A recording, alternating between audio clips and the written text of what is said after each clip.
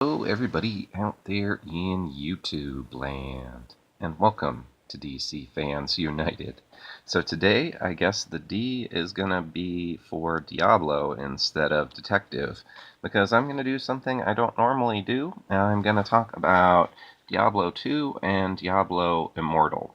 So what really got me thinking about this was the other day when the announcement from Blizzard, really Activision, came out and they announced a new Diablo game, Diablo Immortal.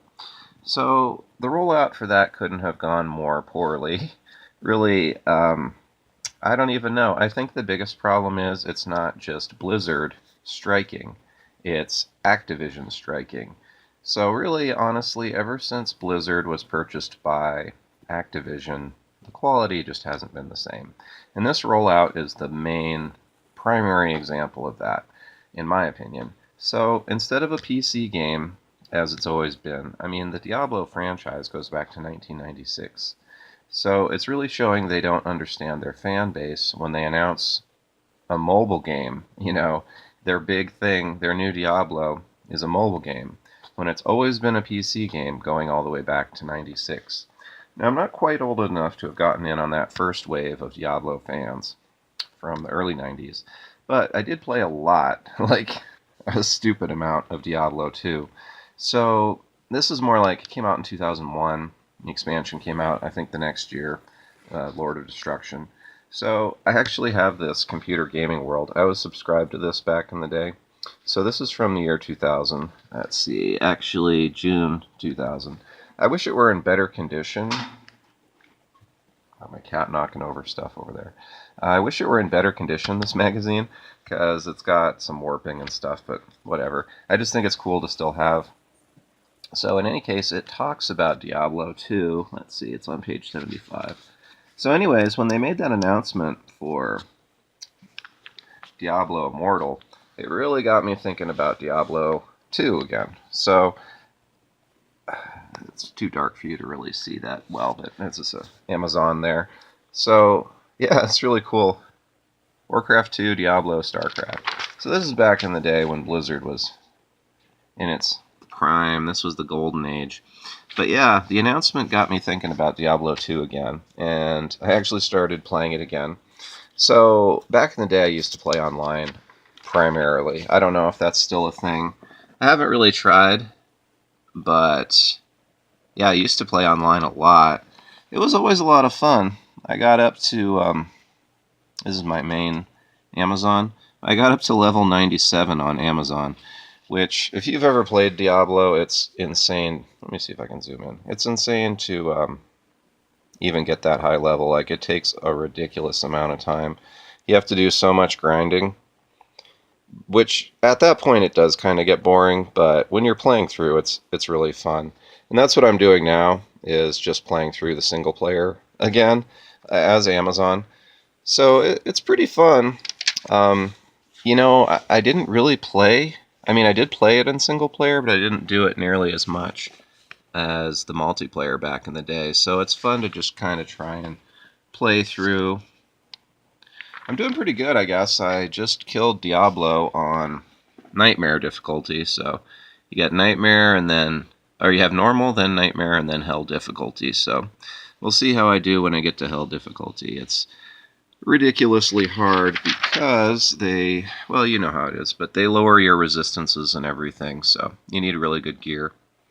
This kind of looks like it lists the original characters. So there was, let's see, Necromancer. Well, in Diablo 1, if I remember right, what was it? There was a caster, there was a melee guy, and there was a sorcerer. Or no, that's redundant, caster and sorcerer. There was like a rogue, it was like an archer. Yeah, I think it was a rogue.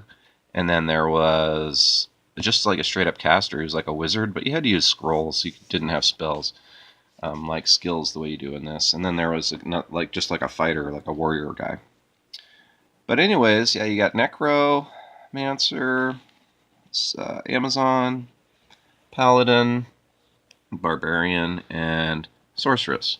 So those were the starting out classes, and then they introduced Amazon, Assassin, and Druid later. So they all have really good and unique play styles, and each one has multiple play styles. Necromancer, for instance, The most common play style is what the name implies. He raises dead, either as skeletons or like straight up corpses, the thing that died but it's undead. So in this game, most of what you're killing is like demons and monsters, so he brings those back. Kind of disturbing. He can also like use curses and other spells. So actually a pretty strong character class. Even playing through single player, he's a good choice because you have that mob of stuff around you to protect you. The thing about it is, and why I didn't pick him, is he's not real great at dealing damage. So if you're up against a tank like a boss, say Diablo, he's got a little herd of skeletons. They run up to Diablo and he does a circle of fire and they all die. So that's kind of where, I did try that before in the past. I got up to not quite where I am now. I think I got up to like, Nightmare Duriel. So Act 2 Duriel shut him down. But I'm doing much better. And that was way a long time ago too. I'm playing in 1.3 now, so let's see, no, 1.13, sorry. When I first played D2, it was like 1.08, I think, and there's been many patches since then. But there's always been rune words since I've played, so I've only really played since the expansion came out. But anyways, Amazon, she is really good. So I think what's kind of a mistake is to use a bow with her. There's two main ways to play Amazon. You either use a javelin or you use a bow and arrow. A lot of people are drawn to the bow and arrow. I think that has a couple flaws. The main one being you aren't carrying a shield. So if you're carrying a shield, obviously you can straight up block attacks, but it also adds a lot of defense. But really blocking is amazing. My Amazon now has like a 60% chance to block any attack. So compare that to holding a bow and arrow. In addition to that, you can throw javelins, which almost always do more damage than arrows will. And your Amazon javelin skills do lightning damage. So she's essentially unstoppable unless the monster you're fighting is immune to lightning. So that can be a big problem, and I'm going to have an issue with that when I get to Hell difficulty. A lot more bosses and even regular monsters have immunities in Hell difficulty, so that's going to make it hard. I'll figure it out when I get there. I'm hoping just her physical damage from, the damage from the spear itself. In addition to, she can summon a Valkyrie, which is like just kind of another helper, which also fights, and you also have a mercenary. So I'm hoping that'll be enough physical damage. You also can carry charms and things like that, so she does do like small amounts of cold and poison damage as well. I don't know. I'm really obsessed with the game right now. It's a lot of fun. If you don't know, it's just like a regular RPG. It kind of set the standard in a lot of ways, especially for hack and slash. So a lot of RPGs before this, all you did, well, not all you did, but they were like more D&D based. Essentially, you would roll dice, right? This is skill based and click based, honestly. So you go through and you just fight monsters and explore around. There's 5 acts, so you start out in Act 1 and play through 5. When you beat those 5, the game gets harder. So you go from normal to nightmare to hell difficulty. And each time it gets harder, the monsters get stronger, but the equipment that can drop gets better too. So you have a lot of incentive to play. And, it's just fun in the simplest context. I've always been more into strategy games. And let me see if I can find. There's a good example of some of those in here too. But I've always been more into strategy games in general. I think Diablo 2 is the only RPG I've been really into. But I guess I played Torchlight as well, but that's really just a Diablo clone. So, yeah, there's some other good stuff in here. I've got a lot of these old computer gaming magazines from back in the day too, if people are ever interested in looking at those videos. See, Baldur's Gate was another big one back in the day as far as RPGs, but I never got into it. I guess Neverwinter Nights was too. There was so much. That's a weird ad. There was so many good games back here. SimCity 3000 Unlimited, I definitely played that. I played a lot of SimCity. I've played all the SimCities. I like strategy games. I like Civilization. I like Heroes of Might and Magic. I like Age of Empires. I like StarCraft. I actually played a lot more StarCraft Brood War in high school than I played Diablo 2. Well, Diablo 2 did come out a little later too, so StarCraft was kind of my big thing when I was in high school. I played a lot of StarCraft and I played a lot of Warcraft too. I played like Command and Conquer as well. Well, Red Alert 2 and 3, those are pretty good. But anyways, my main thing about this was I was just thinking about the announcement for Diablo 2 Immortal, and it really reminded me how good D2 is. So if you still have it laying around like I do, why not give it an install, play through on single player? It's pretty fun. Oh, what I was talking about earlier too about single player, my suggestion, okay, there's basically a few viable choices. Javazon, so Javelin and Spear, that's really solid. That's my recommendation for the best one, especially because you have passive skills which allow you to evade being hit. So, like, come on, you have a shield that has like a 50+% chance to block. You have a high amount of defense, and then you have passive skills that also cause you to dodge, evade, or avoid being hit, which are all different for some reason. So your chance to live is really high. Necromancer, not as much. Paladin, yes, very high chance to survive. He is another viable choice. The picture's hard to see. He's good for many reasons.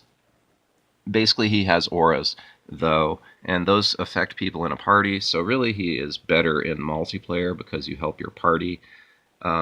His auras do help himself as well and cause you to do more damage and things like that, have more defense, but I really think of him as more of a party character, and he doesn't get the passive dodging and evading skills that the Amazon does, although he has auras that can give him resistances and other things that do help a lot, and he can do some serious damage, especially with Blessed Hammer.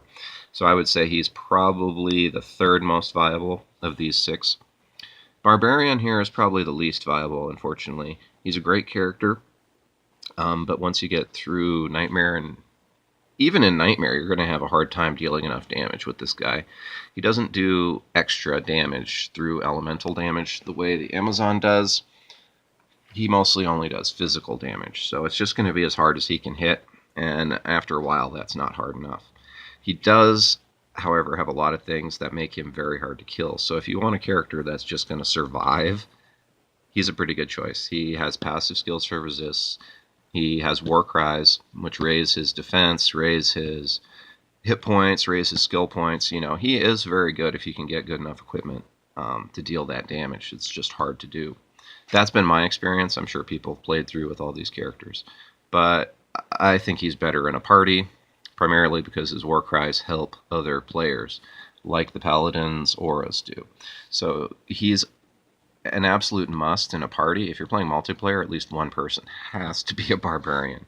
But if you're playing through on single player, I'd say not a good choice. So the second best choice is Sorceress. You could argue she's the first best choice. I just prefer Amazon. Sorceress has a ton of things that help her, though. She has an ability called static something. I think it's Static Shock, maybe. But it lowers the boss's hit points, so she can just cheese the boss, go up, lower its hit points to nothing, basically, and then kill it. That works up until Hell difficulty, and even then she can use it to lower their HP to like 50%. So pretty good. She can also deal fire, lightning, and cold damage. Generally, most people use cold because cold slows monsters down, also does a ton of damage. In addition to that, she can teleport, she can give herself more defense, she can cause the damage she takes to go to her mana. Starting to sound like she's the best character, right? She kind of is. A few things, though. She has very low hit points, so if she does get hit, she's more inclined to die. She really needs good equipment to survive. But yeah, there's a lot of pluses. She uses a shield too, so almost all these characters use shields if you're building them right, except for the Barbarian, who probably uses a two-handed weapon. So quite a lot that I can say about this game. Really more, honestly. This isn't even counting the 2 classes that are added in the expansion. So they added Assassin and Barbarian. I think Assassin and Druid. I think those are pretty viable. You could probably play through with either of those. Assassin's going to run into the same problem that my Amazon has, though, where it probably only does lightning damage, although you could maybe get around doing that. I don't know. My build with Assassin's always to use lightning.